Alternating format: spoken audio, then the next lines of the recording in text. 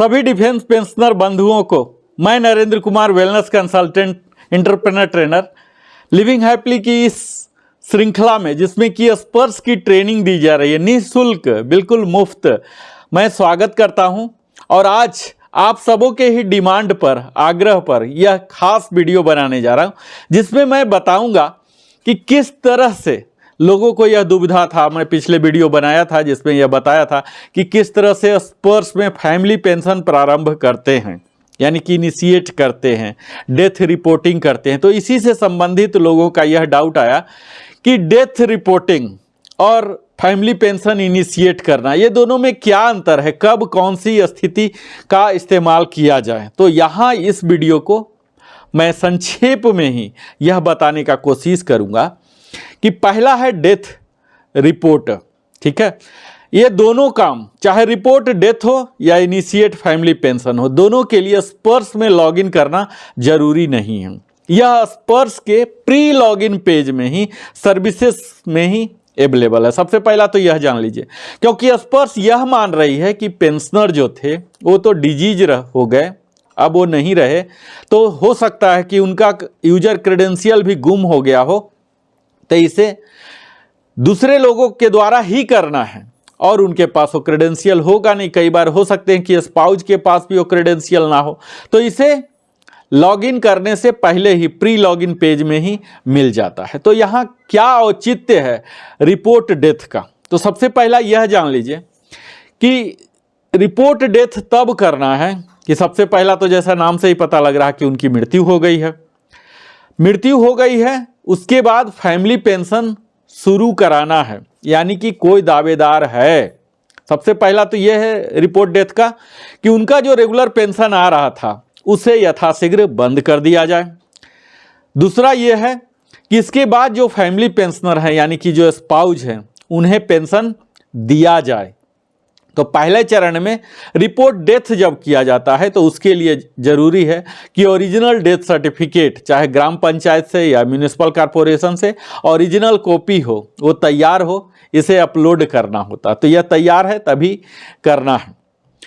तो इसका मकसद हो गया कि पहला तो मृत्यु हो गई, दूसरा कि फैमिली पेंशन जो स्पाउस हैं उनके लिए स्टार्ट कराना है, या फिर उनके जो स्पाउस हैं वो प्री डिजीज हैं, यानी कि सदा के लिए पेंशन को बंद कर देना है, तब यह रिपोर्ट डेथ करना है। रिपोर्ट डेथ जब होता है तब यह अप्रूवल हो जाता है, यानी कि वेरिफिकेशन होगा। डेथ सर्टिफिकेट जो आपने अपलोड किया इसका वेरिफिकेशन होगा। इसके बाद जब अप्रूवल मिलता है तब इनिशिएट फैमिली पेंशन करना होता है, जो कि स्वतः ही हो जाता है। उसके बाद आपको कार्रवाई करने होते हैं कि उसमें फैमिली पेंशनर जो है उनका अकाउंट डिटेल्स देने होंगे, आधार देने होंगे, पीपीओ भी देने होंगे जिसमें वो नाम लिखा हुआ है और वो सेम नाम आधार में होना चाहिए, पैन में होना चाहिए, ये सब प्रॉपर केवाईसी होगा, तब इनिशिएट होता है फैमिली पेंशन का। जो कि दूसरा है initiate family pension. Initiate family pension ये भी मरने के बाद ही होगा, इसमें भी डेथ सर्टिफिकेट चाहिए, इसे भी अपलोड करना होगा।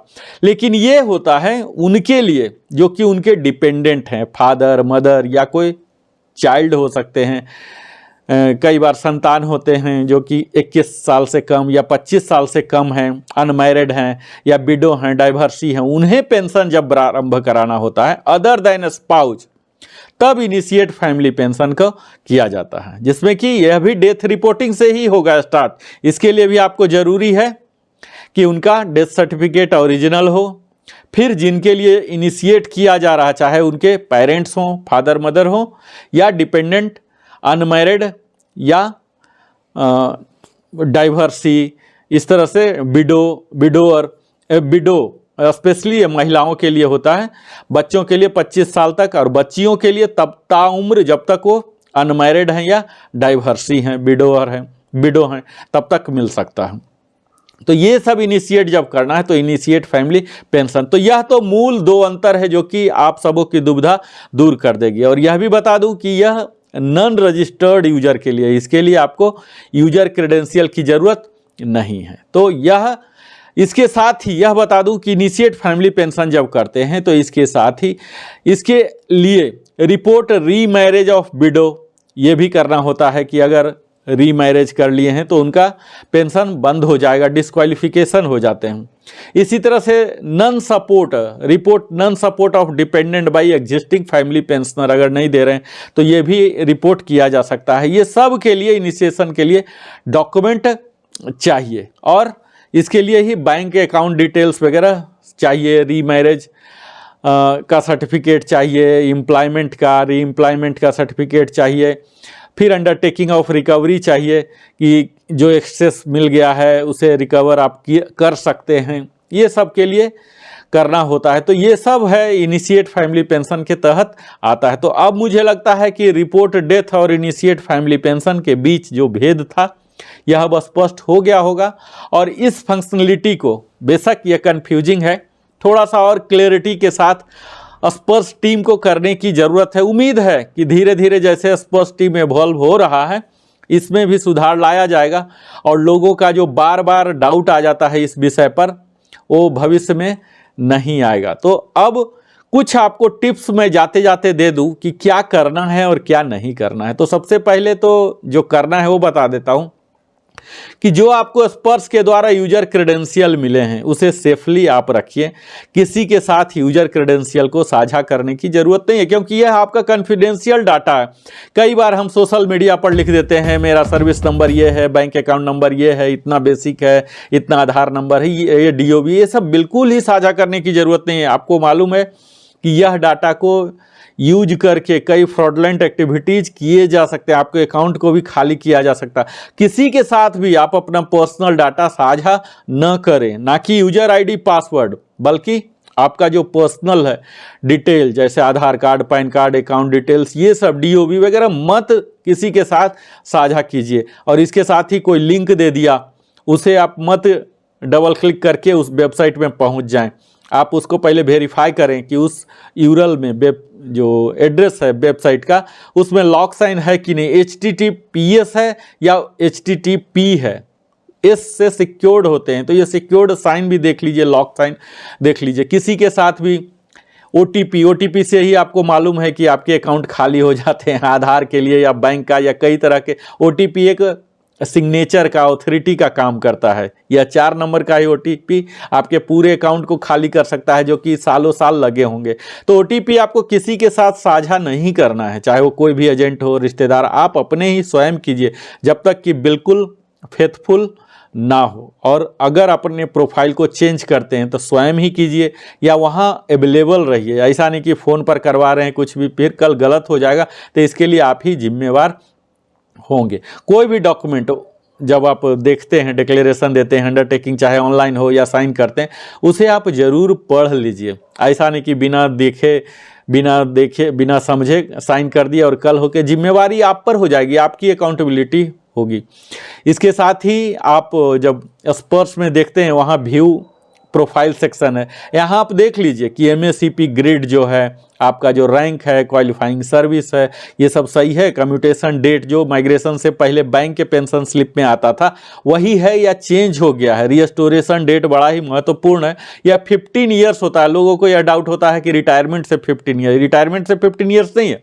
आपका फर्स्ट पेंशन जिस दिन से स्टार्ट हुआ है, जब लमसम जिस दिन आपके अकाउंट में क्रेडिट हुआ है, उस दिन से आप अपने पासबुक को देख सकते हैं कि जिस दिन वह लमसम अमाउंट कम्यूटेशन का मनी जो मिला उससे 15 ईयर्स, यूजुअली उसी दिन कम्यूटेशन का लमसम मिलता है जिस दिन फर्स्ट पेंशन क्रेडिट होता है, या कई लोगों का अलग तरीके से भी हो सकता है। तो आप लमसम अमाउंट का डिसबर्समेंट डेट देखिए, क्रेडिट डेट देखिए, वहाँ से 15 ईयर्स काउंट कीजिए, न कि रिटायरमेंट से। कई लोगों का साल 6 महीना देर भी हो जाता है, उन्हें व्यग्रता हो जाता है कि मेरा 15 ईयर्स हो गया अभी तक रिस्टोर नहीं हुआ। तो ये सब बारीकी को आप जरूर देखें। कई बार आपको चेक लगाने होते हैं अकाउंट, तो आप कैंसिल चेक करके ही दीजिए, उसमें साइन करने की आपको ज़रूरत नहीं है, सिर्फ कैंसिल कर दीजिए ताकि वो आपके अकाउंट नंबर को, IFSC नंबर, ब्रांच डिटेल्स वगैरह को देख सके। तो इस तरह से, और आप अपने मोबाइल जो चल रहा है एक्टिव सिम का नंबर, वो मोबाइल नंबर अपडेट करें, ईमेल करें,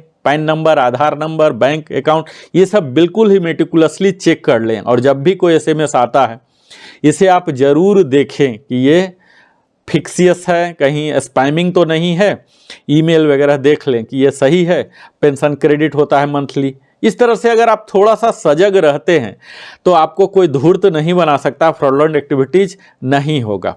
तो मुझे उम्मीद है यह वीडियो आप सबों को ना कि रिपोर्ट डेथ और इनिशिएट फैमिली पेंशन में भेद बताया होगा, बल्कि और भी कई तरह के यूजफुल टिप्स आपको दिए होंगे जिससे आप बचे रहेंगे, सुरक्षित रहेंगे, फाइनेंशियली भी सेफ। क्योंकि फौजी आदमी हैं हम लोग, शारीरिक रूप से तो सुरक्षित रहते ही हैं, फाइनेंशियल भी रहना है। जैसे जैसे हमारी डिजिटल लिटरेसी बढ़ रही है इस तरह से फ्रॉडस्टर्स का भी बढ़ रहा है। इससे सचेत रहने के लिए मूल मंत्र यही है कि अपने यूजर क्रेडेंशियल को किसी के साथ साझा न करें। और मैं तो एक ही चीज कहता हूं कि यह यूजर क्रेडेंशियल जो है, स्पेशली पासवर्ड, आप इसे इस तरह से डिजाइन करें कि आपको इजी टू रिमेंबर हो, लेकिन टफेस्ट टू क्रैक हो, कोई आपका गेस न कर सके। ऐसा न कि अपना नाम और डेट ऑफ बर्थ रख दिए, गांव का नाम या डेट ऑफ बर्थ रख दिए, अपना नाम बच्चे का नाम रख दिए, तो अपना नाम स्पाउस का नाम रख दिए, कोई भी गेस कर लेगा।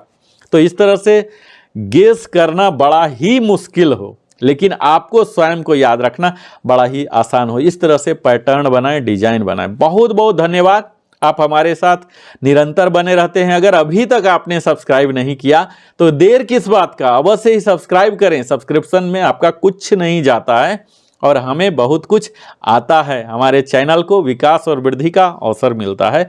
बहुत बहुत धन्यवाद, आप हमारे साथ बने रहते हैं। लाइक करें, कमेंट करके आप जरूर पूछें, बताएं, और भी कोई डाउट मैं यथाशीघ्र बताने का प्रयास करूंगा। जय हिंद। फिर से मिलता हूं इसी श्रृंखला में अगले वीडियो के साथ।